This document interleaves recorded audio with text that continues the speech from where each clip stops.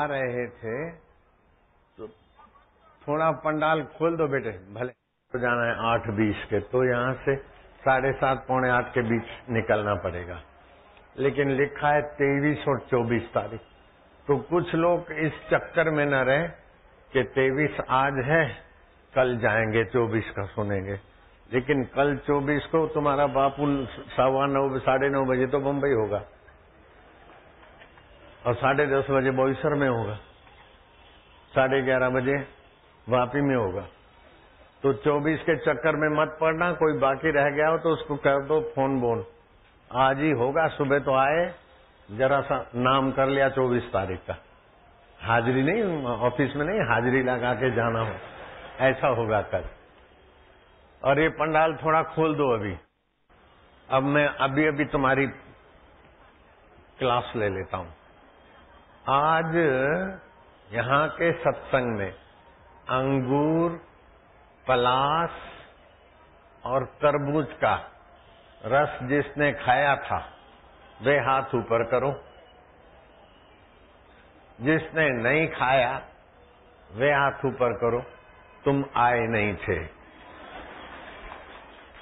नहीं तो घूम घूम के बांटा था मेरे सेवकों ने, तुम नहीं आए थे। पलाश के फूलों का रस बहुत फायदा करता है।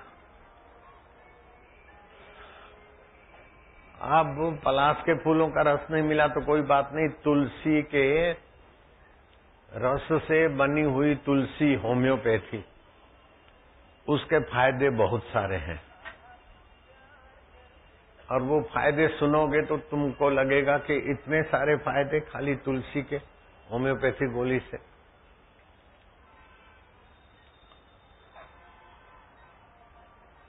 तो मैं जुगाड़ जमाता हूं तुम्हारा। मन में अगर उद्देश्य ऊंचा हो जाए तो बुद्धि ऊंची हो जाती,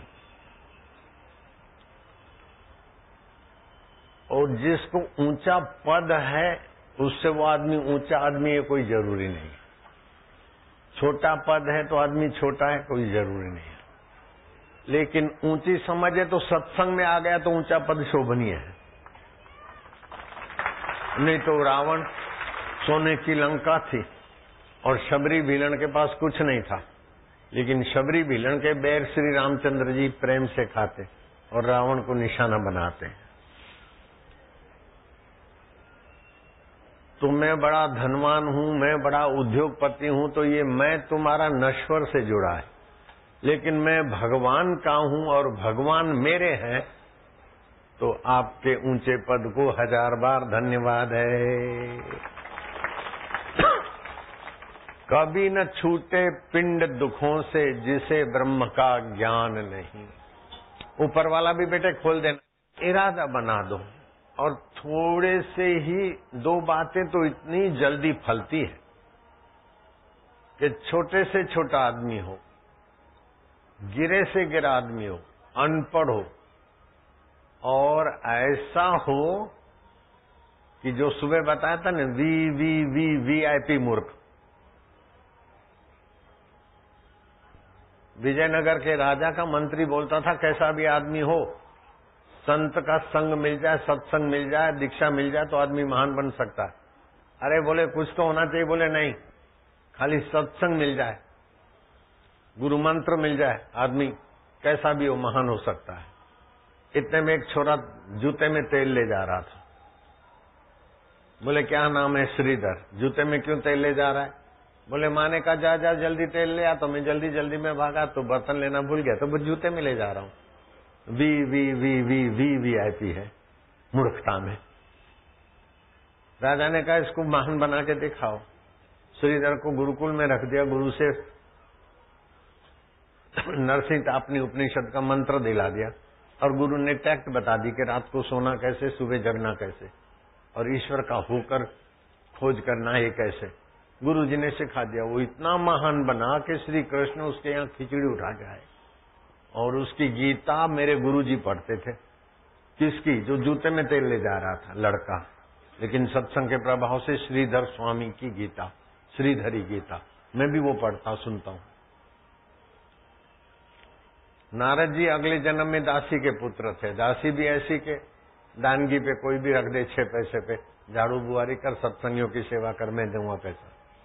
तो छोटे 5 साल के बच्चे को साथ ले आती और बच्चे को सत्संग मिल गया, गुरु मंत्र मिल गया और दूसरे जन्म में देव ऋषि नारद जी हो गए। और नारद जी जाते तो श्री कृष्ण उठ के खड़े हो जाते और श्री कृष्ण नारद जी के दिव्य गुणों की व्याख्या करते। तो कभी भी अपने को कोई पद नहीं है तो मैं साधारण हूं, अथवा कोई पद हो तो मैं पद के कारण बड़ा हूं, नहीं, मैं ऐसे ही भगवान का हूं और भगवान मेरे हैं, न साधारण हूं न बड़ा हूं, मैं तो चैतन्य आत्मा हूं। ये बहुत ऊंची समझ है। ये ऊंची समझ किसी के साथ भी है, फिर फिक्र मत करो, पैसे हैं चाहे नहीं है, सर्टिफिकेट है चाहे नहीं है, लेकिन ये ऊंची समझ है तो ऊंचा उद्देश्य बन जाएगा।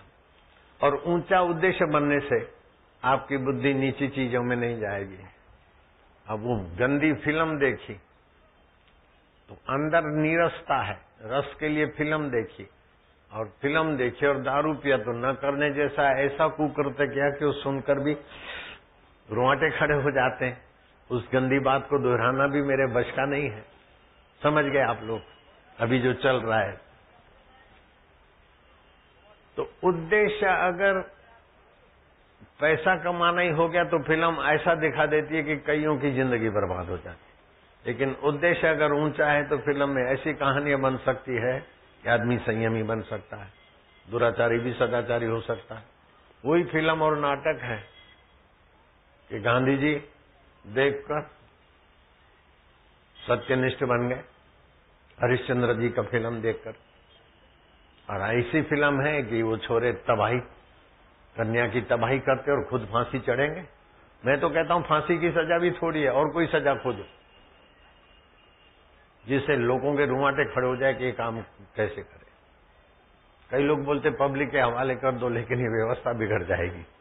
कह देना तो आसान है, लेकिन सरकार के लिए भी मुसीबत हो जाएगी। बोले ऐसे लोगों को पब्लिक के हवाले कर दो, पब्लिक अपने आप उनको मार देगी, फिर दूसरा कोई नहीं करेगा। नहीं, लेकिन ये है सामाजिक व्यवस्था बिगड़ जाएगी। मैं ऐसा नहीं कह सकता हूं। जैसा लोग मेरे को बोलते हैं कि ऐसा विचार आता है, सरकार को, न्यायपालिका को जो ठीक लगता है, लेकिन ये सब जो किया जाता है, बुरे काम जो भी होते हैं, नीरसता से होते हैं। किसी भी मनोवैज्ञानिक से पूछो कि आदमी अपराध कब करता है? जब नीरस होता है। शराब कब चाहिए? अंदर का रस नहीं तब शराब चाहिए। पान मसाला कब खाता है? जब नीरस होता है। और पान मसाला, आप तो बुद्धिमान है, एक मेरा बड़ा भगत है, मैंने पूछा सच बताओ पान मसाले में क्या क्या पड़ता है? वो सुपारी है, वो सफेद पाउडर का नशा रहता है। मैं क्या सफेद पाउडर? पहले हिचकिचाया, लेकिन मैंने फिर जरा, तो बोले वो कानपुर में बनता है। मैं क्या किसका बनता है? तो फिर नाम लिया पाउडर का। मैं क्या बनता किसका? बोले यहाँ चमड़े का उद्योग है ना, तो चमड़े का जो वेस्टेज होता है, पॉलिस्टर जो निकलता है, उसमें से सफेद पाउडर बनता है। अर्थात चमड़े के पाउडर को डालकर पान मसाला बनाया जाता है, चिपकलियों का पाउडर डाल के पान मसाला बनाया जाता है, धनेरों को पीस के डालकर पान मसाला बनाया जाता है, तम्बाकू डाल के पान मसाला बनाया जाता है, नकली काथा कैसे गंदगी से बनता है पान मसाला। तो ये सब कचरा मुंह में डालकर भी रस चाहता है ना आदमी। जो नीरस होता है वो रस के लिए और नीरसता बढ़ा देता है। शराब भी नीरस व्यक्ति पिएंगे, अपनी पत्नी होने के बाद भी बुरा कर्म कर नीरस व्यक्ति करेंगे। तो आपके जीवन में भगवत रस आ जाए और वो जल्दी फलता है। सत्संग में भगवत रस और भगवत नाम का प्रसाद जल्दी में जल्दी फलता है। और श्री कृष्ण कहते हैं प्रसादे सर्व दुखानाम, उस प्रसाद से सारे दुख मिट जाते हैं। मुझे कोई दुख नहीं, खोजूं तो भी नहीं मिलता। कोई कितना भी कुछ भेजे मेरे पास आती वो सुख हो जाता, मौज हो जाती। क्योंकि अंदर आपका रसीला है तो बाहर सब रसमय हो जाएगा, और अंदर नीरसता है तो बाहर कुछ भी है फिर भी कमी बनी रहेगी। पैसे से तुम पकवान खरीद सकते हो, व्यंजन ला सकते हो, लेकिन भूख तो उस रसीले दाता की देन है। पैसे से पलंग और एसी सजा सकते हो, नींद उस दाता की देन है। पैसों से वेश आभूषण ला सकते हो, लेकिन शांति और आनंद और रस तो सत्संग और सत्संग के दाता प्रभु की कृपा है। मैं तो इंदौर समिति को खूब खूब साधुवाद दूंगा कि इस बार मैंने देववास वालों की खूब प्रार्थना थी, वहां प्रोग्राम दिया, तो इस साल मुझे इंदौर में जरा आगे पीछे 2-4 महीना करना था, लेकिन ऐसा पीछे लगे, ऐसे पीछे लगे कि मेरे को प्रोग्राम आगे पीछे करना पड़ा।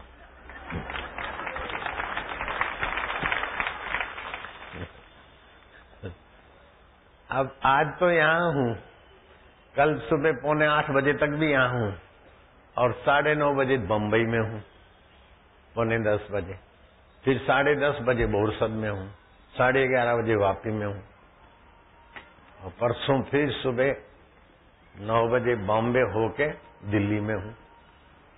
तो पूनम 1, बापू 1 और प्रोग्राम 3। कुछ दाहोद और गोदरा और बड़ौदा वाले इधर आ गए पूनम के लिए, और कुछ वापी चले जाएंगे, कुछ दिल्ली चले जाएंगे। तो आपके जीवन में एक तो भगवत रस आए, और दूसरा आपके जीवन में अंग्रेजी दवाओं की मुसीबत दूर हो जाए, और तीसरा आप अपने आप के भाग्य के विधाता बन जाओ। आज एक सार गर्भित बातें बताऊंगा। जो उनकी तबियत गड़बड़ होती है वो बोलेंगे आज को सत्संग तो गजब को था, आज की बात तो गजब की थी। मैं 74 साल में जवान हूं, तो आप 60 साल में बूढ़े क्यों हो जाओ, 70 में क्यों बूढ़े हो जाओ? और बोले मेरे को तो बहुत टेंशन है, बहुत ये है। अरे टेंशन मेंशन क्या, मेरे पास कितनी प्रवृत्ति है। 17,000 बाल संस्कार केंद्र चल रहे हैं, 1200 से अधिक समितियां हैं, 400 से अधिक आश्रम है, गौशालाएं हैं, नारी उत्थान केंद्र हैं, और जप करो, कीर्तन करो, 40 रुपया ले जाओ, ऐसे कई सेंटर चलते हैं। फिर भी लगता है क्या मेरे को कोई तनाव, टेंशन नहीं। आप जीवन जीने सीख लो, बैठ जाओ। मुस्कुरा के गम का जहर जिनको पीना आ गया, ये हकीकत है कि जहां में उनको जीना आ गया। हरि ओम हरि ओम हरि ओम हरि ओम हरि ओम हरि ओम हरि ओम हरि ओम हरि ओम ओम ओम ओम ओम ओम ओम ओम। प्रभु जी ओम, प्यारे जी ओम, मेरे जी ओम, आनंद ओम, माधुर्य ओम ओम ओम ओम ओम ओम ओम ओम ओम ओम ओम ओम ओम ओम ओम ओम। हरि ओम ओम ओम ओम ओम ओम ओम ओम ओम ओम ओम ओम। हरि ओम हरि ओम हरि ओम हरि ओम ओम ओम ओम ओम ओम ओम ओम ओम ओम ओम ओम ओम ओम ओम ओम।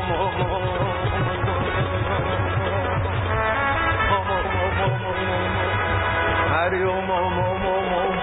प्रभु जी ओम ओम ओम ओम ओम ओम। प्यारे जी मेरे जी ओम ओम।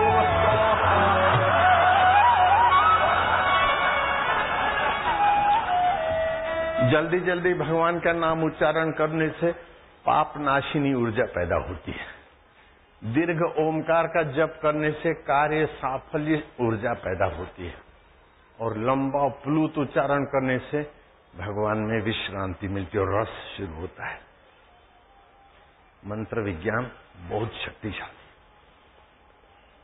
बड़ा गजब का है। जितना संसार के लिए हाय घोड़ा करते ना, उसका 10वां हिस्सा इधर को ध्यान देना। दोनों हाथ में लड्डू, दादी की दादी, बाबा का बाबा। हरि ओम।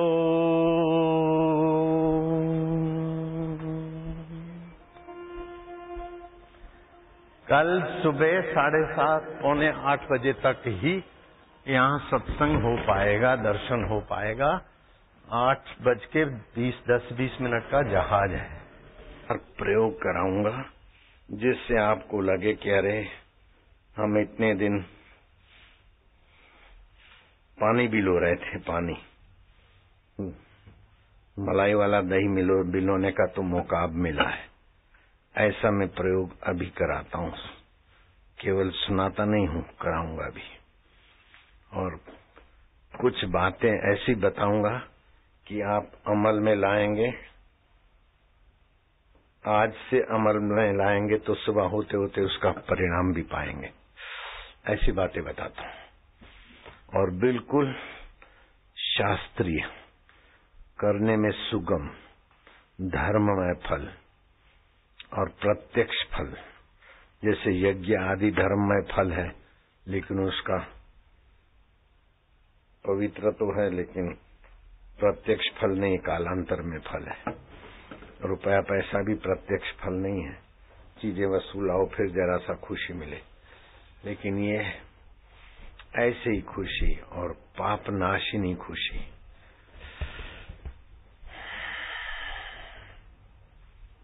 प्रभु को प्राप्त कराने वाली खुशी।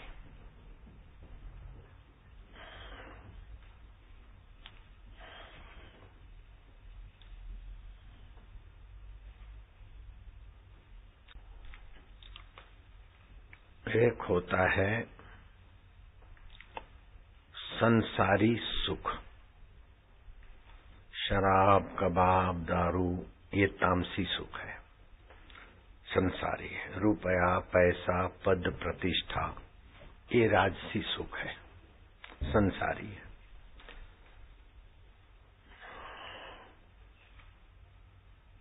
पवित्र खाना, पवित्र लेना देना, मंदिर तीर्थ आदि में जाना, कमाई का 10वां हिस्सा दान पुण्य करना, इस लोक और परलोक में भविष्य उज्जवल का कुछ पुण्य प्राप्त करना, ये क्रियाजन्य सात्विक सुख है। लेकिन है तीनों क्रियाजन्य सुख। इंद्रिय, मन और वस्तुओं के सहयोग, योग से सुख मिलता है। इसमें परिश्रम ज्यादा है और सुख तामसी एकदम तुच्छ है, राजसी तुच्छ अतुच्छ मिश्रित है, सात्विक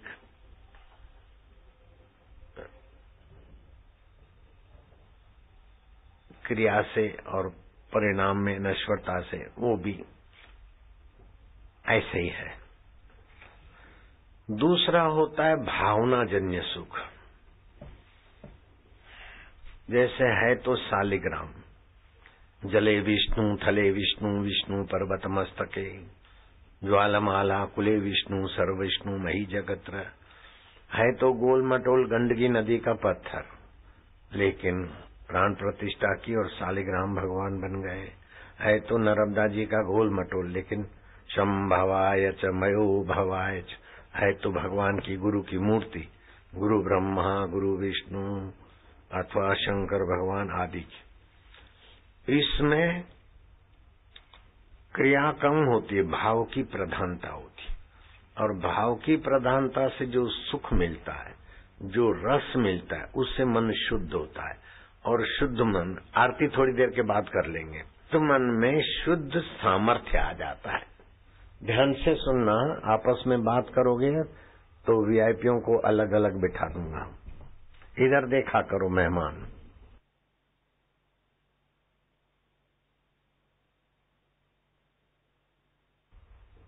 गोसाइयों का मंदिर है, वहां शालिग्राम की पूजा करने वाले महाराज के पास 1942-43 मतलब अंग्रेजी शासन था, तब आजाद नहीं हुआ था भारत, तब की बात है। रानी राजाओं का राज था। आई रानी, महाराज भगवान के लिए कोई सेवा हो तो बोलो। ठाकुर जी के लिए क्या क्या लाए?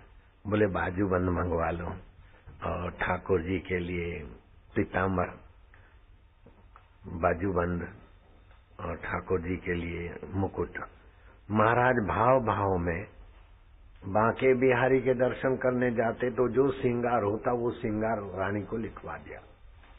रानी तो चली गई, महाराज को लाइट हुई कि मेरे पास तो भगवान है, शालिग्राम है, उनको पगड़ी कैसे पहराऊंगा, बाजूबंद कहाँ पहराऊंगा। अरे रानी आएगी, बोले लो महाराज श्रृंगार, और ठाकुर जी को श्रृंगार करो। तो महाराज मैं तो झूठा पड़ जाऊंगा। हे मेरे नारायण, हे जले विष्णु, थले विष्णु, भगवान की प्रार्थना करते और मेरे बुढ़ापे में मन भटक गयो, मैं कहीं लिखा दू। ऐसा करते करते भगवत भाव के सुख में भी रहते थे और भगवान को अपनी विडम्बना भी सुनाते। एक सुबह को रात को भगवान की पूजा करके भगवान को आराम कराते। छोटी सी पित्तल की डबिया थी, टिफिन होता है ना ऐसा डब्बा, उसमें ठाकुर जी को सुला देते थे। गोल मटोल थे सालिग्राम। सुबह सुबह सालिग्राम की वो डब्बी धड़ाक से उछली और वो गोल मटोल जो सालिग्राम रखे थे उसमें से बांके बिहारी जैसी मूर्ति बनते बनते और आज भी गोसाइयों के मंदिर में वो मूर्ति अखंडानंद जी देख के आए वृंदावन में, और वो सालिग्राम ठाकुर जी के पीठ के पीछे। तो ये भावजन्य सुख में भावजन्य सामर्थ्य भी है। भावजन्य सामर्थ्य भी भगवत सामर्थ्य से आता है। जैसे मीरा ने विष मिले हुए प्याले में भगवान का प्रसाद है तो भाव के बल से मीरा का विष अमृत हो गया। था तो विषधर सांप लेकिन नवलखा हार है तो भाव के बल से हार हो गया।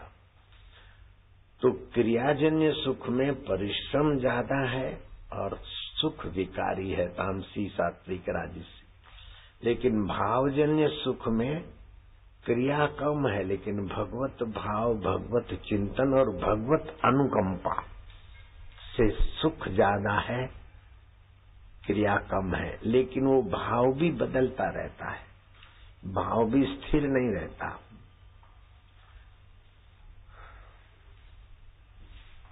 बुल्ला नाम का किसान का नौकर बैलों को बांधकर परिश्रम पड़ा है, बेचारे खाएं और मैं भोजन करूं उसके पहले संतों को भोजन कराने लगा। तो मन ही मन देखा कि अब गर्मी है, मानसिक भोजन था। ये चावल अर्पण किए, पीको न पड़े, ये सब्जी हुई, ये हुआ। सोचा कि बाबा जी गर्मी है, थोड़ा दही खा लो। कुछ था नहीं, केवल पानी का लोटा था, थाली थी, अपनी सूखी सूखी रोटी थी। लेकिन संतों को वो मानसिक भोजन करा रहा था बुल्ला। बाद में बुल्ला शाह संत हो गए। था किसान का नौकर, बैल चलाता। किसान का नौकर तो समझ लो कितनी छोटी पोस्ट। ए बुलिया, ओ बुल्ला, अरे किथे मर गया छोरा। 2 घंटे तो बैलों से काम लिया, लेकिन बेचारा भावना वाला इन मुख प्राणियों को ज्यादा क्यों रगड़ूं, बाकी का फिर कर लेंगे, भोजन करूं, ये चारा चुगे। तो चारा डाल के पेड़ के नीचे उनको बांध दिया। वो खेत का मालिक देखता है कि बैल चारा चर रहे हैं और छोरा दिखता नहीं। हो बुलिया बुलिया, देखा वो दूसरे पेड़ के नीचे बैठा है। चुपचाप गए, देखा तो हाथ में लोटा है और कुछ होठों से बोल रहा है, हाथ में पानी का लोटा है। लात मारी, ये क्या होठों में बड़बड़ कर रहा है और क्या लोटा पकड़ रखा है। तो जो पीछे लात लगी तो पानी के लोटे में से दही नहीं ढुला। तो जमींदार बोलने लगा, बोला ये क्या है? बोले मालिक संतों को मानसिक रूप से दही अर्पण कर रहा था। ये दही है महाराज, गर्मी है, आप दही भोजन स्वीकार करो, दही है दही है दही है।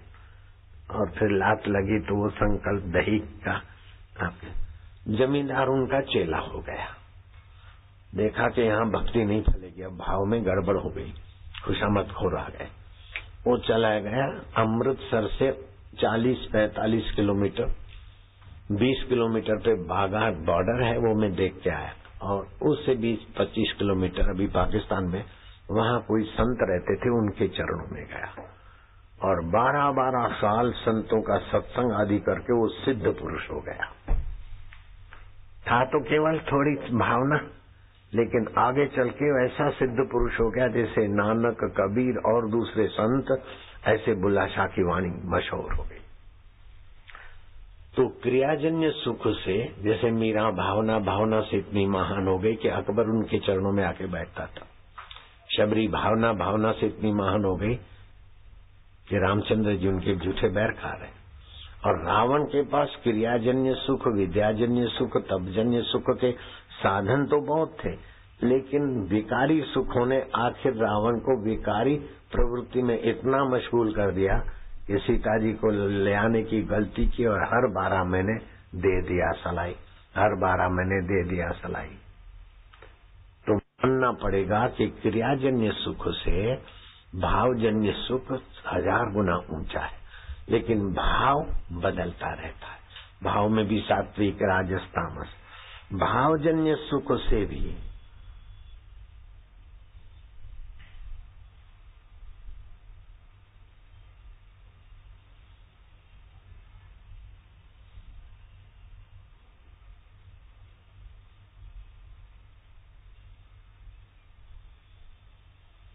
परमात्मा शांति का सुख सामर्थ्य ज्यादा लाता है और ऊंचा होता है, परिश्रम कम पड़ता है।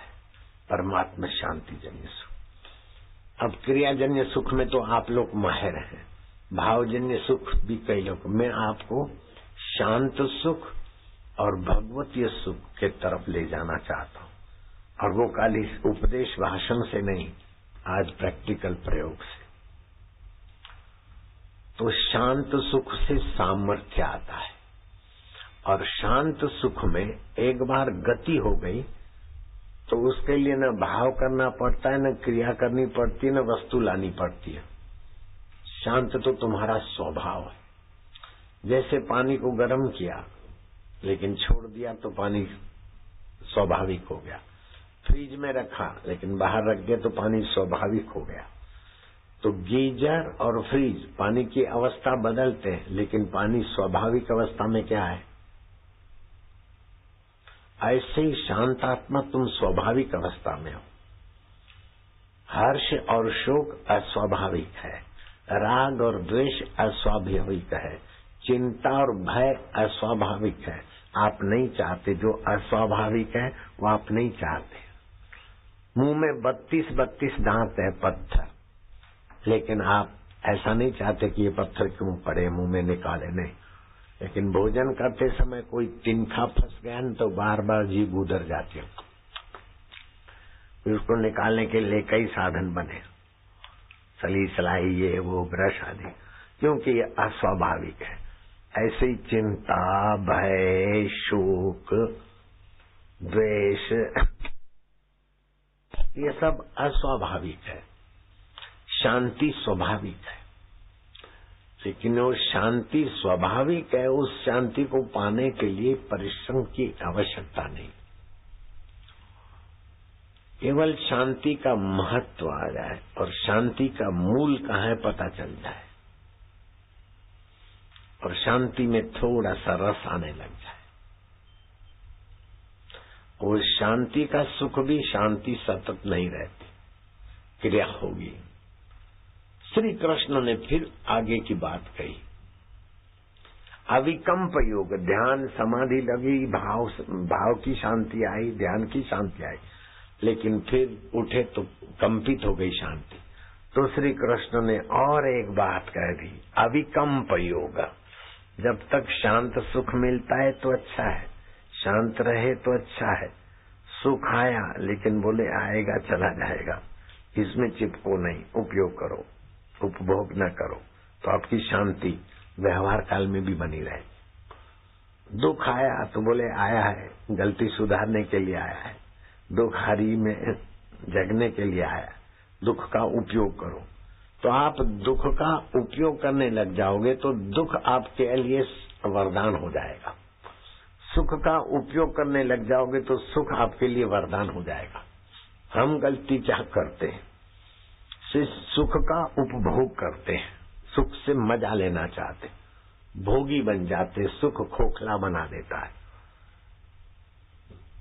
दुख का उपभोग करने लगते, हम दुखी हो जाते, डरपोक हो जाते।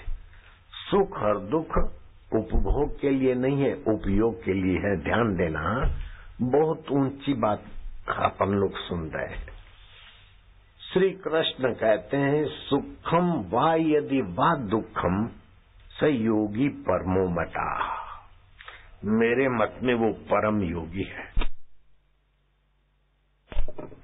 पतंजलि महाराज की योग की भाषा है, योगस चित्तवृत्ति निरोध है, शांत सुख ये योग है। लेकिन श्री कृष्ण पतंजलि महाराज के शांत सुख से भी एक कदम आगे का बताते हैं कि शांति हो चाहे बाहर अशांति हो, शांति और अशांति जिससे प्रकाशित होती है, तुम उस मुझ आत्म स्वभाव में जगो तो तुम्हारे लिए अविकम्प योग हो जाएगा। कबीर जी ने अपने ढंग से कहा, उठत बैठत ओई उठाने, कहत कबीर हम उसी ठिकाने। उठते बैठते सब कुछ करते लेकिन उसी ठिकाने होते। अविकम्प योग, राजा जनक अविकम्प योग, श्री कृष्ण अविकम्प योग, भगवान राम अविकम्प योग, और भी जीवन मुक्त महापुरुष अविकम्प योग में। और ऐसा मत सोचना माइया कि हम इंदौर की माइया हैं, हम देवास की माइया हैं, हम मध्य प्रदेश की माइया हैं, हमारा क्या, ये तो कोई बड़ा आदमी कर सकता है, साधु बाबा कर सकता है। अरे भाई, ये अविकम्प योग में सबकी गति हो सकती है, बड़ा सरल है। श्री कृष्ण ने कहा प्रत्यक्ष फल देने वाला, सुगम है, ये विद्याओं में राज विद्या है, पवित्र है, उत्तम है और प्रत्यक्ष फल धर्ममय फल देने वाली है। इस अविकम्प योग की विद्या दीक्षा एक माई ने ली स्वामी राम के गुरु से। एक तो स्वामी राम तीर्थ हो गए, दूसरे देहरादून में जिनका अभी आश्रम है, संस्था है, वो सिधार गए। वो स्वामी राम के गुरु से उन्होंने दीक्षा ली, सत्संग सुना। वो भाई को ये बात ऐसी समझ में आ गई कि कानपुर के घर में रहती थी, उसका बेटा पढ़ा लिखा डॉक्टर बन गया। डॉक्टर टंडन साहब बहुत लोग जानते थे। एक दिन उस भाई ने अपने बेटे को बुलाया, टंडू, ओ टंडू बेटा। आया माँ, बोले अब हम जा रहे हैं, तेरी पत्नी को बुला, तेरे जवाई को बुला, बेटी भी आई है, अब हम आखिरी राम राम कर रहे हैं। माँ ये क्या करे, अब वक्त नहीं है। आए सब, माता जी क्या हो गया, हम आपकी सेवा नहीं कर सके, मेरी दवाइयों को देखा रहे। बेटा ऐसा नहीं, एलोपैथी की दवाओं का यही है बोल, लेकिन मेरे को कुछ फर्क नहीं पड़ा, अब मेरा समय हो गया है। मायूस हो गए, रोने धोने लग गए। टंडू तुझे पता है ना, शरीर नश्वर है, कितनी भी दवाइयां काम करे फिर भी मरने वाला मरता है। जो मरता है वो प्रकृति में है और जो अमर है वो अपना आपा है। मेरी मौत होगी क्या? अपने स्वरूप की कभी मौत नहीं होती। मूर्ख लोग, शरीर बीमार होता है तो बोलते मैं बीमार हूँ, मन दुखी होता है तो मूर्ख बोलते मैं दुखी हूँ। लेकिन तू तो समझता न, हम दुख को भी जानते, बीमारी को भी जानते, हम हैं अपने आप हर परिस्थिति के बाप। अब जैसे पुराने कपड़े छोड़ते ऐसे ही शरीर तो छोड़ना ही पड़ता है। भगवान राम कृष्ण आदि आए, उन्होंने भी शरीर छोड़ा, तो हमारा शरीर छोड़ने का समय आ गया है। सासू माँ मैं नहीं जाने दूंगी। ए बहू, तेरे रोने धोने से ये ममता से कुछ फर्क पड़ने वाला नहीं है। पागल की नहीं जाने दूंगी, तेरे हाथ की बात है क्या? सुनो जमाई राज, सुनो कुंवर राज, थोड़ा सत्संग सुना है, अब तुम चले जाओ, मैं अंदर से कुंडा नहीं लगाऊंगी। 1 घंटे के बाद दरवाजा खोलना, मैं ऐसी बैठी मिलूंगी और अपने इस चोले से व्यापक ब्रह्म स्वभाव में, जैसे घड़े का आकाश महाकाश में मिल जाता है, ऐसे मैं आत्मा हूँ, चैतन्य हूँ, व्यापक हूँ। ये ज्ञान गुरुजी ने दिया है और मैं इसका 10 मिनट रोज चिंतन करती थी और गुरुजी के सत्संग का साधन का। आप भी 10 मिनट खाली ये चिंतन करो, ये संसार स्वप्न है, जो कुछ आता है बदल जाता है, लेकिन उसको जानने वाला आत्मा ज्यों का त्यों है। न मित्र सच्चा है सदा रहता है, न शत्रु सदा रहता है, न बचपन रहता है, न जवानी रहती है, न बुढ़ापा रहता है, न ये शरीर रहता है, सब अदल बदल है। लेकिन उसको जानने वाला मेरा आत्मा हमारा है, परमात्मा। ओम प्रभु जी ओम, आनंद ओम ओम।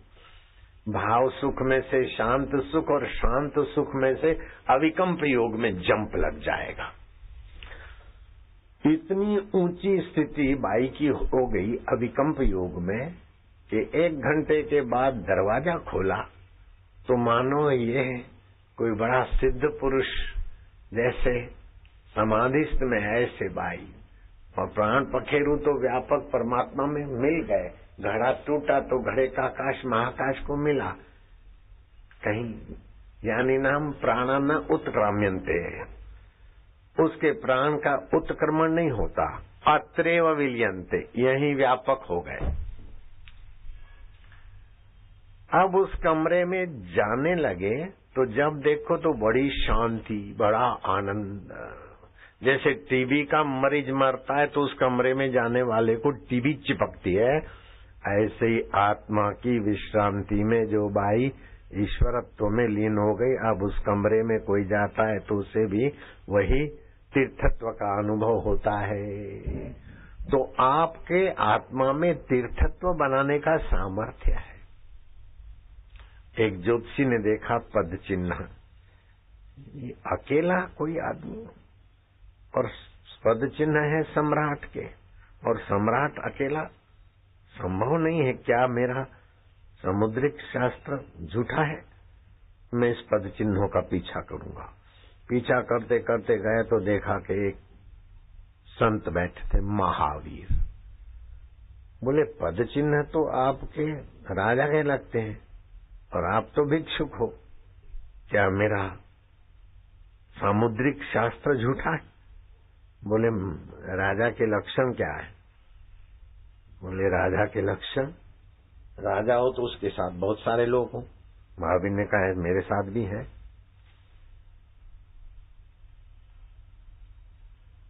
ध्यान मेरा पिता है, शांति मेरी माता है, अहिंसा मेरी बहन है, ये है वो है, गिना है। तब ज्योतिषी को लगा कि दुनियावी चीजों से ही आदमी राजा नहीं होता, कुछ भी न होने के बाद भी महाराज बन सकता है। कबीर जी ने कहा, दास कबीर चढ़ो गढ़ू पर, राज मिल्यो अविनाशी। तो ये राजा के पास भी जो सुख नहीं, उससे से भी जड़ा ऊंचा सुख आप सभी लोग पा सकते हो। उस ऊंचे सुख को पाने के लिए थोड़ा सा ध्यान प्रयोग में सिखाऊं और ऊंचा स्वास्थ्य भी पा सकते हो, इसकी थोड़ी बात बताता हूं। ध्यान से सुन रहे हो ना? आपके अंदर जो जीवनी शक्ति है वो जितने अंश में मजबूत है उतना शरीर निरोग रहता है। और ये जीवनी शक्ति सामान्य रूप से तो पूरे शरीर में रहती है, लेकिन 24 घंटे में 12 जगहों पर मुख्य रूप से इसका साम्राज्य होता है। जैसे सुबह 3 से 5 के बीच जीवनी शक्ति का साम्राज्य फेफड़ों में होता है, उस समय अगर 4 से 5 के बीच तुमने प्राणायाम और व्यायाम कर लिया तो आपकी रोग प्रतिकारक शक्ति, तंदुरुस्ती आपकी मुट्ठी में रहेगी। 5 से 7 आपकी जीवनी शक्ति बड़े आंत में होती है। उस समय सूरज उगने के कुछ मिनट पहले अंधेरे में पानी, देर रात को पानी तो जठरामंद करता है, और फ्रिज का पानी तो बहुत हानि करता है। फ्रिज का पानी पिया तो समझो जठरा की गड़बड़ी चालू हो जाएगी। तो सुबह पानी पी लिया, पित्तल में रखे हुए बर्तन में पियो तो उससे उसी में रखा हुआ पियो तो अच्छा है, नहीं तो सुबह सूरज उगने के पहले पानी पी लो। ठंडा ज्यादा हो तो थोड़ा गुनगुना मिला दो। पानी पी के जंप मार के, अगर शौच साफ नहीं आती तो हरड़ थोड़ी खा लो रात को, अथवा सुबह त्रिफला भाग लो। ठोडी के बीच खड्डा है वहां दबाओ, जंप मारो। शौच का काम निपटा लो 7 के पहले। व्यायाम और शौच 7 के पीछे होगी तो सैकड़ों दवाइयां उपचार करने के बाद भी तबीयत ठीक नहीं होती। ये ऐसे ही तबीयत ठीक रहेगी आपकी। 5 से 7 के बीच मल त्याग, थोड़ा बहुत व्यायाम, पानी पीना, मल त्याग और व्यायाम। पानी पी ले, पहले पिए, फिर शौच जाए, व्यायाम करे। 7 से 9 के बीच आपकी जीवनी शक्ति आमाशय में होती है। 7 से 9 के बीच अगर दूध आदि पीना हो तो पी लो थोड़ा बहुत, क्योंकि 9 से 11 के बीच भोजन करना चाहिए। तो 7 से 9 के बीच अगर भूख नहीं लगती है तो वो लोग नारंगी खाए, नारियल का पानी पिए, आंतें साफ हो, और जो कुछ अनुकूल पड़ता है। चाय और कॉफी तो 10-10 प्रकार के स्लो पॉइजन से भरी हुई है।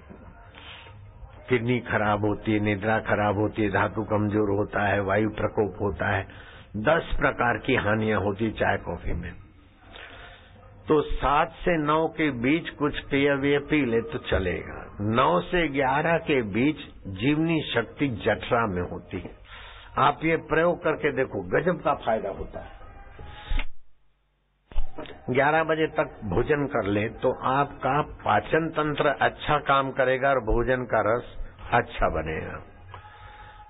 अगर 11 बजे तक भोजन नहीं करते और 11 से 1 के बीच आपकी जीवनी शक्ति हृदय में होती है,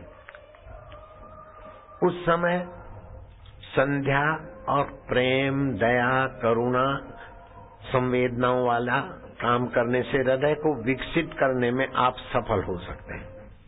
लेकिन जो 11 से 1 के बीच हृदय विकास के समय भोजन करते हैं तो न हृदय विकास होता है न भोजन अच्छा पचता है। तो होता क्या है कि 1 से 3 के बीच जीवनी शक्ति छोटी आंत में होती है और छोटी आंत का काम है,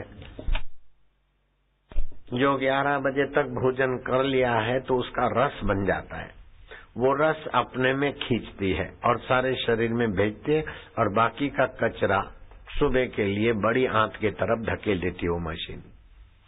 तो जब रस चाहिए उस समय तो आपने भोजन किया और भोजन चाहिए उस समय आपने दूसरा काम किया, तो ये विपरीत आहार व्यवहार टाइम टेबल हो गया। तो उस समय पानी वानी पिए तो ठीक है, लेकिन 1 से 3 के बीच जो भोजन करते उनके पेट की खैर नहीं, उनके तबीयत की खैर नहीं।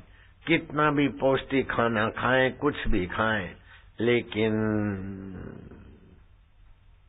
तबीयत में कुछ न कुछ ये हो गया, वो हो गया, कभी कोई दवाई कभी कोई दवाई, गड़बड़ बनी रहेगी। केवल इस समय के अनुसार खान पान हो जाए, बहुत सारे रोग ऐसे ही भाग जाएंगे। अगर 1 से 3 के बीच कोई भोजन करता है तो पेट संबंधी बीमारी और कमजोरी अवश्य मेव होगी। ये देखो, मैं डराता नहीं और श्राप नहीं देता हूँ। ये जो विधान है आपके प्राकृतिक शरीर का वो बता रहा हूँ। 3 से 5 के बीच जीवनी शक्ति मूत्राशय में होती है। उस समय पानी पी ले और 5-25 मिनट के बाद पानी त्याग ले, पेशाब आदि कर ले। मूत्र संबंधी बीमारी, पेशाब संबंधी बीमारी, पथरी आदि नहीं होगी। किसी को पथरी हो तो पथरी का ऑपरेशन नहीं कराना।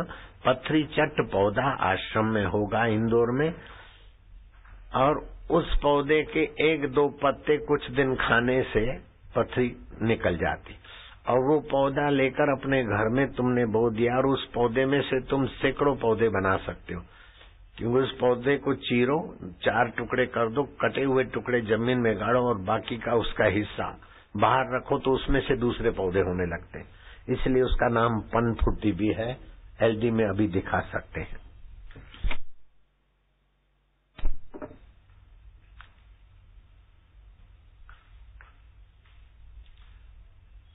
जो इसको जानते हैं पथरी चट पौधे को, वे हाथ ऊपर करें तो दूसरों को बता दिया करो, ये पौधे के पत्ते हैं, इसके पत्ते नोकीले हिस्से हैं, बीच में से चीर लिया, 2 टुकड़े हुए और फिर 4 टुकड़े कर दिया, नोकीला हिस्सा बाहर रखा, बाकी का जमीन में डुबा दिया, पानी वानी पिलाया तो उसमें से पौधे होते। ऐसे पत्ते, बड़े बड़े पत्ते तो 1 पत्ता भी काफी हो जाता है, छोटे थोड़े से छोटे पत्ते हो तो 2 पत्ते खाओ, पथरी निकल जाती, चाहे गुर्दे की हो, चाहे लीवर की हो, चाहे किधर की भी हो, पेशाब की हो। अपेंडिक्स का ऑपरेशन नहीं कराना। पेट की गोलियां हैं, 20 रुपए में बड़ी डब्बी मिलती है, 2-2 गोली खाओ, अपने आप पेट की गड़बड़ियां भी निकल जाएगी। अपेंडिक्स भी पेट में ही है, वो भी ठीक हो जाता है। छोटी मोटी पथरी भी उससे निकल जाती। बाईपास सर्जरी कभी नहीं कराना चाहिए। कई घरेलू उपाय मैंने बताए हुए अपने पुस्तकों में।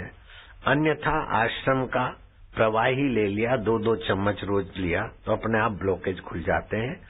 ब्लॉकेज हो गया, जल्दी ऑपरेशन कराओ हार्ट, नहीं तो फेल हो जाएगा। उसने नहीं कराया तो 12 एंजियोग्राफी वालों ने 11 ने करा दिया। वो तो कोई मर गए, कोई तो मौत की कगार पे। जिसने नहीं कराया वो 10 साल हो गए, अभी 80 साल का भी चलता फिरता है। 72 साल की उम्र में हो गया था और एंजियोग्राफी कराई, अभी 81-82 का हो गया होगा। वो ठीक है जियालाल भाटिया। तो आपको बाईपास सर्जरी कभी नहीं कराना है, भूल कर भी नहीं कराना है। अब मेरे पास समय नहीं है। एक बड़ा प्रसिद्ध बाईपास सर्जरी में डॉक्टर ने हमारे स्टॉल से लिक्विड लिया ब्लॉकेज खोलने का, तो हमारा सेवक पहचान गया, साहब आप ये क्यों लेते हैं ब्लॉकेज खोलने की औषधि? बोले मेरे बाप के ब्लॉकेज हो गया है। तो आप तो बाईपास सर्जरी करने में प्रसिद्ध हैं, तो अपने पिता की क्यों नहीं करते? बोले उससे तो बहुत हानि होती है, पेशेंट गुलाम बन जाता है, ये कराओ वो कराओ, कई एंटीबायोटिक, बहुत नुकसान होता है। ये तो हमको कमाना होता है ना, तो पेशेंट को जरा भय दिखा के बाईपास सर्जरी करके हमारे को जरा पैसे बनाने होते, इसीलिए अपने बाप की बाईपास सर्जरी नहीं करता। किसी का बाप मिल जाए, बेटा मिल जाए, कोई मिल जाए, बाईपास सर्जरी करो। तो ये स्वार्थ के कारण बाईपास सर्जरी का खूब चल पड़ा है, बचना चाहिए जितना हो सके। तो 5 से 7 के बीच जीवनी शक्ति गुर्दों में होती है, किडनियों में। उस समय हल्का फुल्का भोजन नाश्ता आदि कर सके, अगर रात को दूध पीना हो तो अच्छा रहेगा। नहीं तो 5 से 7 के बीच भोजन स्वास्थ्य के लिए वरदान है। 7 से 9 के बीच आपकी जीवनी शक्ति मस्तक में रहती है। उस समय शास्त्र की बात अथवा विद्या की बात, जो भी दिमाग की बात है, वो अच्छी तरह से बैठ जाएगी। तो बच्चों को ट्यूशन दिलाने के बाद भी फेल हो जाते, लेकिन 5 से 7 के बीच, 7 से 9 के बीच टीवी के चक्कर में न आकर पढ़ाई पढ़े तो बच्चे अच्छे मार्क ले आएंगे, बिल्कुल पक्की बात है। 7 से 9 के बीच मस्तक में स्मृति का काम अच्छा करेगा। 9 से 11 के बीच आपकी जीवनी शक्ति मेरु रज्जु में रहती है। कितना भी श्रम किया हो, कितने भी थके हो, अगर 9 बजे तुम सो गए, दूसरे दिन फिर वैसे तगड़े जवान हो जाओ। ये तो मेरे को अभी पढ़ने में आया, लेकिन पहले से ही अंदर प्रेरणा होती थी। जब कहीं बहुत कार्यक्रम और बहुत परिश्रम पड़ता तो सेवक को बोल देता कि दूध के लिए खटखटाना नहीं, आज नहीं लूंगा, और मैं जल्दी ध्यान करके जल्दी सो जाता, तो दूसरे दिन जवान बापू बन जाता। कल रात को भी बहुत परिश्रम करके आया तो 10 बजे सो गया था, तो आज सुबह बिल्कुल तगड़ा हो गया हूं, और आज भी जल्दी सो जाऊंगा क्योंकि कल बहुत परिश्रम है। तो जिस दिन परिश्रम करना है उसके पहले दिन आप जल्दी सो जाओ, हो गया काम। और जिस दिन परिश्रम किया और परिश्रम मिटाना है तो 9 से 11 के बीच सो जाओ। थकान मिटाने में वो नींद सर्वाधिक विश्रांति देती है, और जागरण से थकान नहीं मिटेगी। 11 बजे तक जगते रहे और बाद में सोए तो ज्यादा भी सो गए तो भी कुछ न कुछ थकान बनी रहती। और 9 से 11 के बीच अगर जो 11 बजे 10:30 बजे भोजन करते हैं, वो भोजन उनके लिए कहने को तो भोजन है, लेकिन रोग बढ़ाने वाला कचरा है। 9 के बाद भोजन करना, भोजन के साथ बीमारी को भी बुलाना है। 11 से 1 के बीच पिता 9 के बाद ही खाते हैं बहुत लोग। और देखो तो हे थी प्योआ हो थी प्योआ, श्री जी पत्नी, श्री जा परिवार, फलाना ये क्या करें साईं, किसी ने कुछ कर लिया है। बबलू तुमने अपने आप से किया है और किसी ने नहीं किया है। ये हो गया वो हो गया, किसी की नजर लग गई है, फिर टूने टोटके वाले अला बांधू भला बांधू फलाना है, ये है, खाम खा परेशान हो रहे। केवल प्राकृतिक नियम के अनुसार जियो तो भूत जिंदा तुम्हारा कुछ नहीं बिगाड़ सकता, तो मुर्दा तुम्हारा क्या बिगाड़ लेगा। वहम से तावीज पहन के कोई निर्दुख हुआ हो तो बताओ मेरे को, झंझट में मत पड़ो। ये नंग पैरो, फलाना नंग पैरो, ये सब 7 रुपए का नंग 680 रुपए में ले आए, 5 रुपए का पत्थर 1200 रुपए में ले आए। मूर्ख लोग ठगे जाते। ये ज्योतिषी लोग जो लाखों रुपया देकर एडवर्टाइज करते हैं ना, ये ग्रह के लिए, ये के लिए, आप बस बंदी मुट्ठी लाख की, इस चक्कर में नहीं पड़ो। चैनल वालों को तो वो पैसे देते हैं, हमारा दिखाओ, फिर ग्राहकों से ही पैसे वसूल करते हैं। मैं तो चैनल वालों से भी पैसे हमारे सत्संग सुनते, तुमको एडवर्टाइज मिलती है, कुछ हिस्सा दो। 1,38,00,000 रुपया लिया एक साल में सोनी टीवी वालों से। पहले बहुत चलता था उनका, फिर वो गरीबों को, अभी वो तो कितने बार खत्म हो गए, फिर भी चल रहा है। जप यज्ञ में, ये मकान बनने में, ये कपास्थल में मकान बनाया, फलानी जगह बनाया, ये सब होता रहता है। तो आपको इतना जरूर समझना है कि 11 से 1 के बीच रात्रि को अगर तुम जागे तो बुढ़ापा बिल्कुल हाथों हाथ आएगा। 11 से 1 की नींद आपकी नई कोशिकाएं बनाती है। नई कोशिकाएं का निर्माण अगर आप जगते रहे और नहीं हुआ तो शरीर बूढ़ा हो जाएगा, सिर दर्द, अनिद्रा, नेत्र की गड़बड़ी चालू हो जाएगी। और 1 से 3 आपकी जीवनी शक्ति लीवर में रहती है, यकृत में। उस समय अगर आप जगे तो तौबा हो जाएगी। चाहे पति पत्नी के निमित्त, संसारी व्यवहार के निमित्त भी 1 से 3 जगना बहुत हानि करता है। पाचन तंत्र बिगड़ जाता है और रिदम वाली नींद बिगड़ जाती है, नेत्र की ज्योति कमजोर हो जाती है और प्रतिक्रियाएं मंद हो जाती है। और आप देखेंगे कि 1 से 3 के बीच सड़क की दुर्घटनाएं ज्यादा होती है और ड्राइवर लोग और सभी से ज्यादा सक्रिय रहते। फिर भी 1 से 3, 11 से 1 ड्राइवर लोग जगते हैं तो उनकी प्रतिक्रियाएं डाउन होती है। ट्रक वाले, ट्रक के मालिक आरटीओ टैक्स भरते हैं, ड्राइवर लोग टोल टैक्स भी भरते हैं। फिर भी रास्ते में 4 पुलिस वाले मिलजुल के ड्राइवरों की कतार कर देते ट्रकों की और उनसे बराबर उनको उठ बैठ कराते, नाक रगड़वा के कई पैसे ऐंठते रहते। किसी ड्राइवर का तुमने बढ़िया कोठी नहीं देखी होगी, ऐसे ट्रक ड्राइवर का तुमने बढ़िया फ्लैट नहीं देखा होगा, ट्रक ड्राइवर का तुमने कार नहीं देखा होगा। परिश्रम तो ज्यादा करते हैं, झूठ बोलना है तो झूठ भी बोलेंगे, हाथ जोड़ना है तो हाथ भी जोड़ेंगे, रुबाब मारना है सब करते, लेकिन उनकी प्रतिक्रिया बौद्धिक, मानसिक, शारीरिक डाउन हो जाती। तो रात को 9 से 3 बजे तक जागना स्वास्थ्य के लिए अच्छा नहीं है। और 3 के बाद किस समय क्या करना वो समझ जाओगे तो स्वास्थ्य आपकी मुट्ठी में आ जाएगा, बढ़िया रहेगा। अब इन स्वास्थ्यों के साथ साथ आपका मन, बुद्धि का और अपना चैतन्य आत्मा परमात्मा का सुख मिले, ये प्रयोग में सिखाना चाहता हूँ।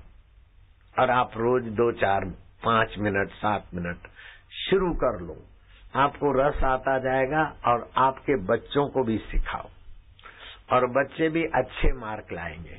और अंदर का रस बढ़ने से क्रियाजन्य सुख, भावजन्य सुख, शांतिजन्य सुख सब में 4 चांद लग जाएंगे। फिर आप खाएंगे पिएंगे उसका भी आनंद अलग रहेगा, बोलेंगे चालेंगे वो भी मस्ती में। और भावना की भक्ति करेंगे तो फलेगी, ध्यान करेगा तो भी फलेगा, कीर्तन करोगे तो भी फलोगे, और चुपचाप बैठे रहोगे देखकर। नजरों से वे निहाल हो जाते हैं जो ऐसे आत्मरामी संतों की नजरों में आ जाते हैं। मेरा अमेरिका के शिकागो टेम्पल में प्रवचन था। वहां मोरारजी भाई देसाई ने कहा कि मैं प्रधानमंत्री हूं, उस समय प्रधानमंत्री थे, फिर भी वो सुख नहीं है जो रमन महर्षि के चरणों में शांत बैठने से होता था। तो जिन्होंने अविकम्प योग में विश्रांति पाई है, ऐसे महापुरुषों की उपस्थिति से भी सामने वालों को बहुत फायदा होता है। इसीलिए गुरुवाणी ने कहा, साध जना मिल हर जस गाइए। संतों के सानिध्य में मिलकर हरि का जस गाना चाहिए। अब हरि का जस गाओ या तो हरि के जस का रस पाओ। कमर सीधी, गर्दन सीधी। आपके बेटे बेटी होंगे, आप किसी के पिता माता होंगे, लेकिन मेरे आगे तो आप भी बच्चे हैं। 12 साल का अष्टावक्र बाप और 80-90 साल के जनक पुत्र, पुत्र जनक, ऐसा बोलते हैं उनके 12 साल के गुरु। तो मेरे आगे तो आप मेरे बालक ही हो। बैठो बच्चे सीधे। अब ये ओमकार की अविकम्प योग की साधना की शुरुआत करेंगे। बाहें नाक से श्वास लो और उसमें ओम स्वरूप ईश्वर की स्मृति भरो। अब श्वास रोको। ओम ओम अंतर्यामी प्रभु का ही नाम है। इस ओम मंत्र का देवता अंतर्यामी प्रभु है। हम आपका शांति, आनंद, माधुर्य और कृपा पाने के लिए जप करेंगे। दाएं नाक से श्वास छोड़ दो, फिर दाएं से लो। ओम। हे अंतर्यामी प्रभु, हम ये आपके नाम का जप करेंगे आपकी कृपा और आपका आनंद, माधुर्य, प्रेरणा पाने के लिए। तो एक तरफ से श्वास लो, 4-5 बार जपो, दूसरे तरफ से छोड़ो। ऐसा 10-5 बार कर लो।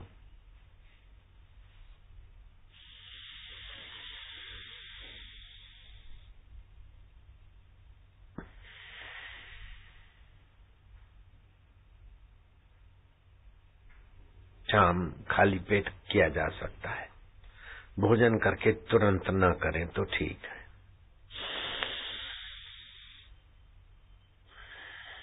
अब दोनों नथुनों से श्वास भरो, भरो, भरो, भरो। मैं प्रभु का हूँ, प्रभु मेरे हैं। पहली उंगली अंगूठे के साथ मिला दो, 3 उंगली सीधी रखो।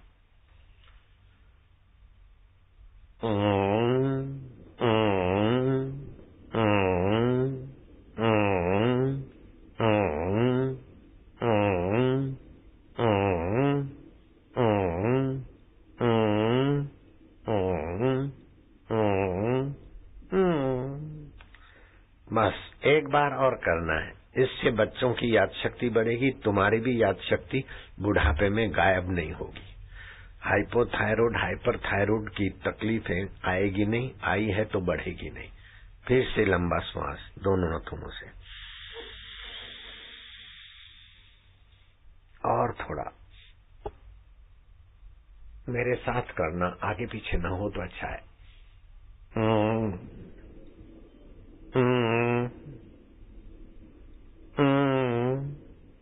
आगे पीछे ना करो, एक साथ। रुको।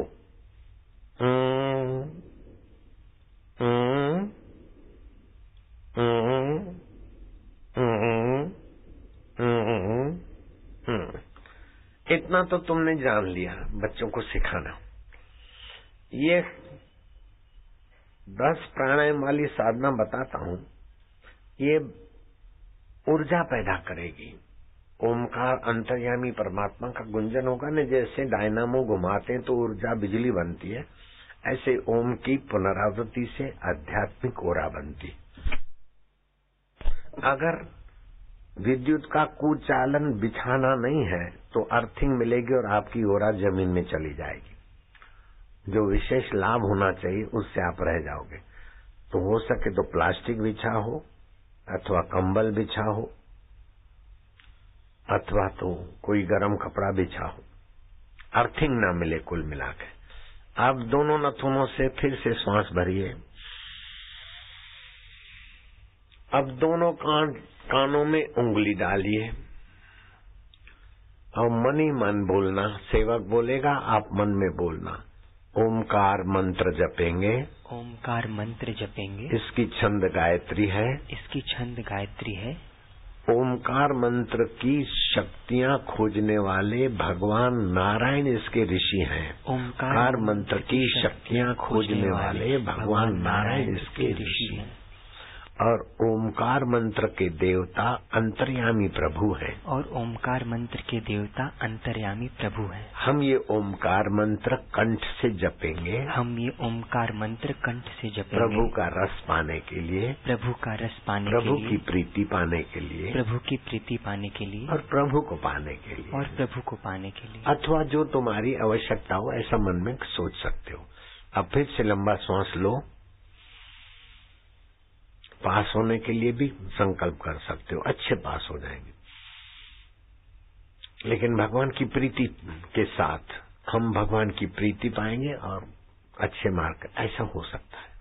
लंबा सांस लो, कंठ से बोलना है, होठ बंद। ये भगवान का नाम है। जैसे बच्चा बोलता ना माँ, मैया, मेरी मैया, तो माँ की खुशी छलकती है। ऐसे परमात्मा अभी अभी प्रसन्न होंगे। आपको अंदर का रस लेने का शुरुआत हो जाएगी आज।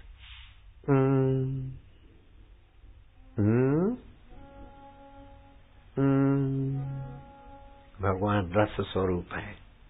रसो वही वैष्णव वही।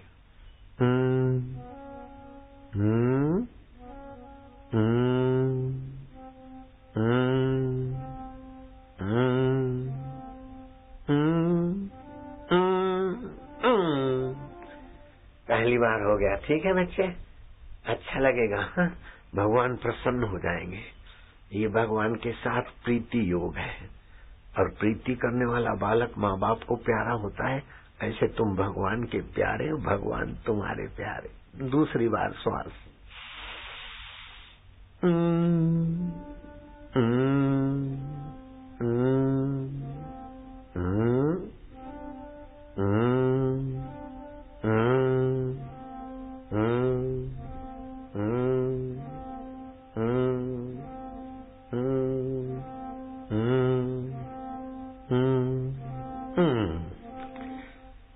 पंडाल खोलने वाले और भी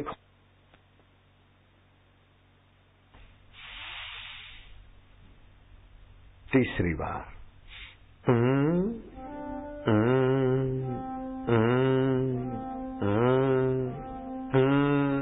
खुशी होगी, प्रसन्नता बढ़ रही है। क्रिया, भावना और शांति, सुख और ज्ञान सब एक साथ।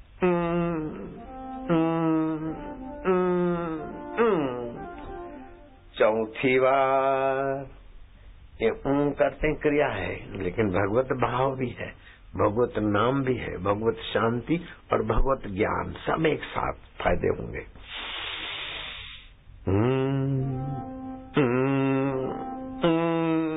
हंसी आएगी, चेहरा मलक रहा है, व्यक्तित्व विकसित होगा, प्रभावशाली व्यक्तित्व के धनी बनोगे। लेकिन भगवान प्यारे हैं, आनंद रूप है, मेरे हैं। पांचवी बार और गहरा श्वास। जितना गहरा श्वास लोगे बेटे बेटियां, लाले लालियां, उतने फेफड़ों के छिद्र विकसित होंगे, मंद छिद्र खुलेंगे, रोग प्रतिकारक शक्ति बढ़ेगी, अनुमान शक्ति, क्षमा शक्ति, शौर्य शक्ति सब विकसित होगा। व्यवहारिक जगत में भी सफलताएं तुम्हारे चरण चूमेगी। भावना में सुख, शांत सुख और आनंददायी आत्मा का सुख भी अभी अभी छलकाओ। गहरा श्वास लो, लो, सांस लो और लो और लो। मैं प्रभु का हूँ, प्रभु मेरे है। प्रभु आनंद स्वरूप है, ज्ञान स्वरूप है। बिना ज्ञान के दुख और सुख का पता नहीं चलता। ज्ञान दुख सुख को भी जानता है। दुख सुख मरने वाले, लेकिन ज्ञान स्वरूप हमारा आत्मा जो गाती हूँ, मैं उसी ज्ञान स्वरूप ओम का, प्रभु का जप करता हूँ। रसमय प्रभु, आनंदमय प्रभु, मेरे प्रभु, प्यारे प्रभु।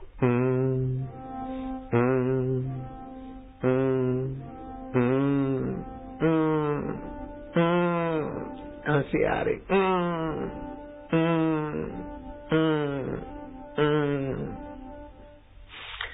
छठी बार। अब धीरे धीरे तुम्हारी पुण्याई बढ़ रही है। ओमकार जब से पाप नाशिनी ऊर्जा पैदा हो गई है। अब चित्त निर्भर और निर्दुख होने लगा है। हंसी आएगी, खुशी उभर रही है, सचमुच में अच्छा लग रहा है, आनंद है। तुम आनंद स्वरूप हो, तुम मेरे हो प्रभु। तुम शांत आत्मा हो, तुम साक्षी आत्मा हो, तुम अंतरात्मा हो।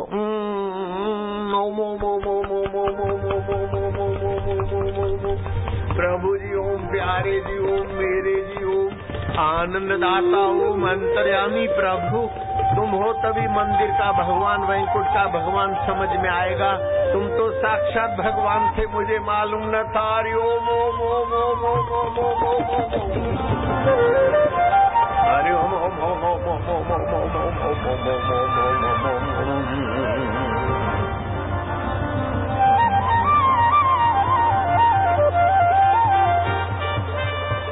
पेट की खराबियां भाग जाएगी, दिमाग की कमजोरी दूर हो जाएगी, लीवर की कमजोरी दूर हो जाएगी और भगवान की प्रीति अभी अभी पाओ, अभी अभी आनंद, अभी अभी मौज।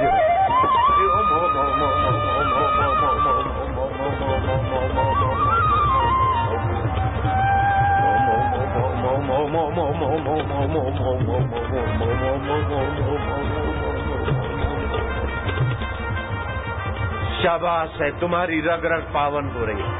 अंतर्यामी प्रभु का आत्मिक रस तुम्हारे रोम रोम को पवित्र कर रहा है। हरि ओम ओम ओम ओम, प्रभु ओम ओम, प्यारे ओम ओम, मेरे ओम ओम, अंतर्यामी ओम ओम, शिवजी ओम ओम, भोले बाबा ओम ओम, राम जी ओम ओम, गुरु जी ओम ओम, हरि ओम, प्रभु ओम, प्यारे ओम।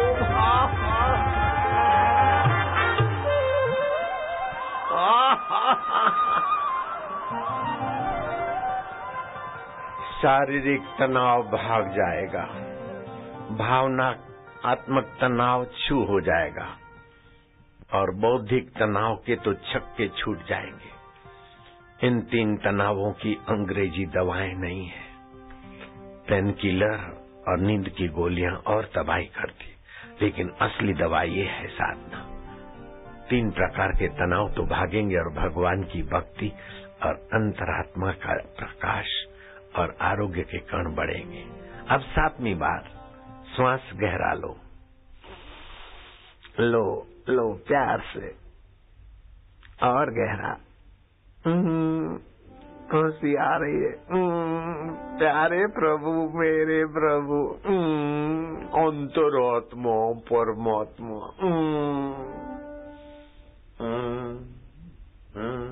विश्रांति योग, अभी कंप योग हो रहा है।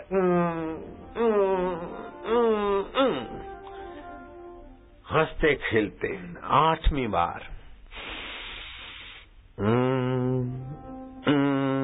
भगवान के साथ मस्ती भी हो रही है, भक्ति भी हो रही है, प्रीति भी हो रही है, आरोग्य भी मिल रहा है। वारे वाह प्रभु जी, प्यारे जी, मेरे जी। 9वीं बार और गहरा और गहरा, थोड़ा और लगे दम मिटे गम। खुशी खुशी हंसी उभरेगी, आनंद आएगा।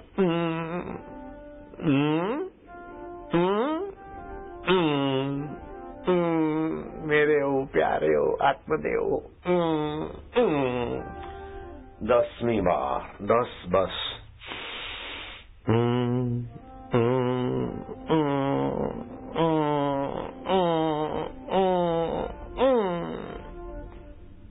अब क्या करना है और आगे बढ़ना है तो आंख की पलक न गिरे और एक टक भगवान को 1 मिनट के लिए देखो, गुरु को, भगवान को, आकाश को। मन एकाग्र होने लगेगा और दीर्घ प्रणव का जप करो, मन भगवान के साथ तदाकार होगा। जिनकी उम्र 45 साल से ज्यादा हो गई हो तो हाथ की उंगलियां आमने सामने मिलाकर हाथ गोद में रखने से बुढ़ापे की कमजोरी को दूर भगाने वाली ऊर्जा भी पैदा होती है।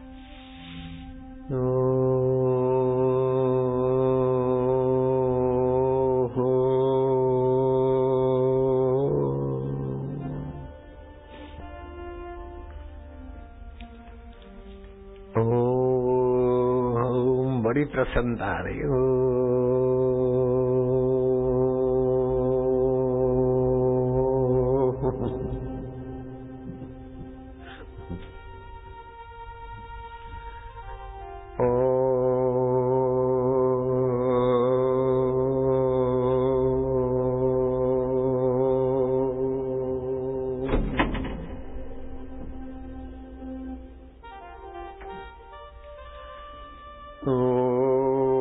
करूं। हसीबो खेलीबो धरीबो ध्यान, अहर्निश कथीबो ब्रह्म ज्ञान। खावे पीवे न करे मन भंगा, कहे नाथ में तिसके संगा।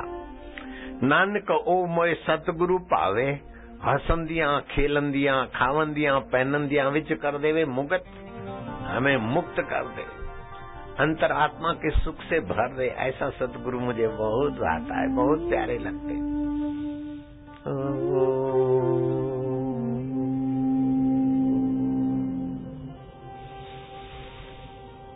नमः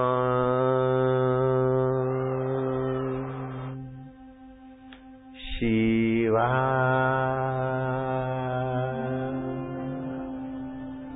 जितनी देर उच्चारण करो उतनी देर चुप रहो।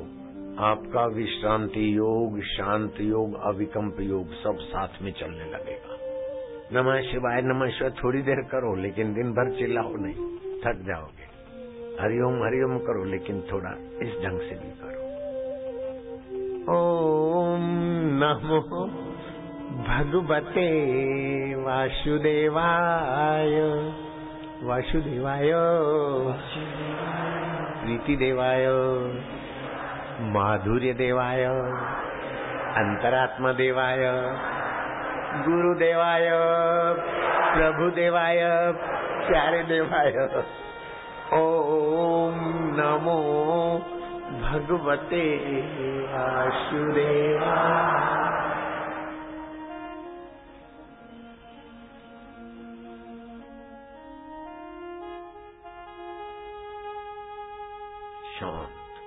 रात को सोते समय कुछ लोग थकान लेकर सोते हैं। कितना भी देर से भी सोते तो थके थके उठेंगे। थोड़ा जल्दी सो और थकान लेकर मत सो, चिंता लेकर मत सो, तनाव लेकर मत सो। कुछ भी हो जाए, शयन खंड में जाओ, अपना सिराना पश्चिम के तरफ न हो, उत्तर के तरफ न हो, पूर्व अथवा तो दक्षिण के तरफ। कमरे को पवित्र कर लो भगवान के नाम से। कभी कभी गाय के कंडे का अथवा गोचंदन अगरबत्ती का धूप कर लो। फिर अच्छा काम किया तो ईश्वर को अर्पण कर दो, गलती कर दी हो तो क्षमा याचना। पंचभौतिक शरीर पलंग पे पड़ा है, माया का है। मन बुद्धि बदलता है, अहम, ये भी माया का है। मैं आत्मा हूँ, परमात्मा का हूँ, परमात्मा ओम स्वरूप मेरे आत्मा है। ओम ओम प्रभु जी ओम, प्यारे जी ओम। संसार सपना, दुख सुख सपना, बचपन हो गया स्वप्ना, चिंता हो गई स्वप्ना, अहंकार हो गया स्वप्ना। उसको जानने वाला मेरा आत्मा परमात्मा अपना। ओम ओम ओम ओम ओम ओम ओम ओम ओम ओम ओम शांति। श्वास अंदर गया तो ओम, बाहर आए तो एक, ओम, बाहर आए तो दो। ऐसे गिनती करते सो जाओगे, नींद तो आएगी लेकिन मीटर भक्ति का चालू हो जाएगा। 6 घंटा आयुष्य बढ़ने का फायदा मिलेगा, क्योंकि नींद का भी काम हुआ, भक्ति का भी काम हुआ। तो 5-6 घंटे नींद के आपकी सात्विक नींद हो जाएगी, भक्ति रस वाली नींद हो जाएगी। जब भगवान में सोओगे तो उठोगे भी भगवान से। तो मैं परमात्मा से उठा हूँ, जिसकी सत्ता से मन उठा, बुद्धि उठी। प्रभु आज जो भी कुछ होगा सब बदल जाएगा, लेकिन आप जो कहते हो, मैं आपका, आप मेरे। हे प्रभु आनंद दाता ज्ञान हमको दीजिए, अपने आप का ज्ञान दे दो प्रभु। आप कैसे हैं, मैं आपका हूँ। जीवात्मा परमात्मा अविभाज्य अंग है। संसार और शरीर अविभाज्य अंग है। शरीर भी मरता और बदलता है, संसार भी नष्ट होता है, लेकिन आत्मा भी अमर है, परमात्मा भी अमर है। हे अमर प्रभु, हे आनंददायी प्रभु, ओम ओम ओम। ऐसा करके सुबह की शुरुआत करो। फिर कसरत वसरत आदि कर लो, प्राणायाम आदि।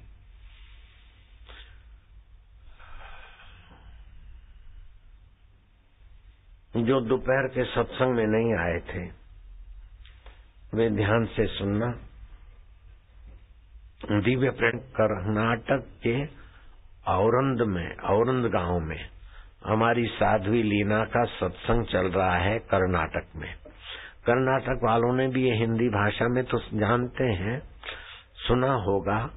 अब ये गर्मी के दिनों में पलाश के फूलों का शरबत पीने को मिल जाए तो अच्छा है, नहीं तो पलाश के फूलों का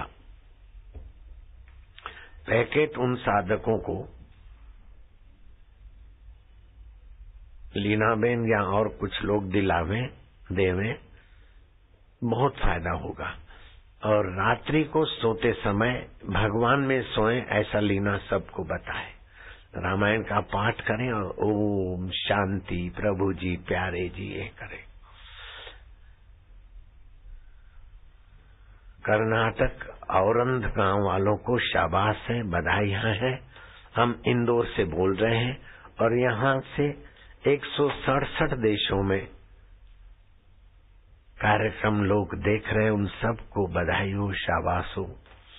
हिंदुस्तान के मद्रास में, कलकत्ता में, अहमदाबाद, दिल्ली आदि में लोग देख रहे हैं, लेकिन Dubai, Australia, Canada, Pakistan, Singapore, Saudi Arabia, Germany, New Zealand, Japan, Mauritius, Malaysia, Mexico, Kuwait, south Korea, सभी को शाबाश है, धन्यवाद है। बहिरन देश वाले और ब्राजील को भी धन्यवाद है। डेनमार्क और बेल्जियम, कोलंबिया देश के लोग भी सुन रहे हैं।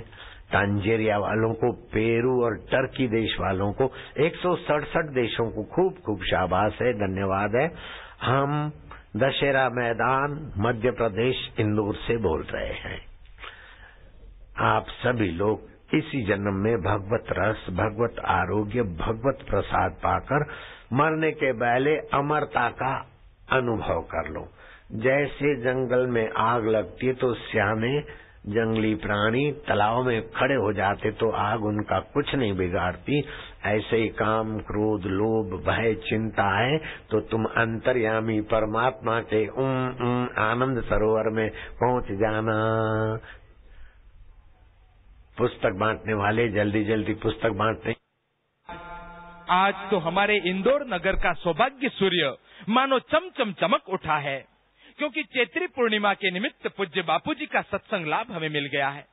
आज के सत्संग में पूज्य बापूजी ने भक्ति का अमृत तो बरसाया ही है, पर साथ ही सुखमय गृहस्थ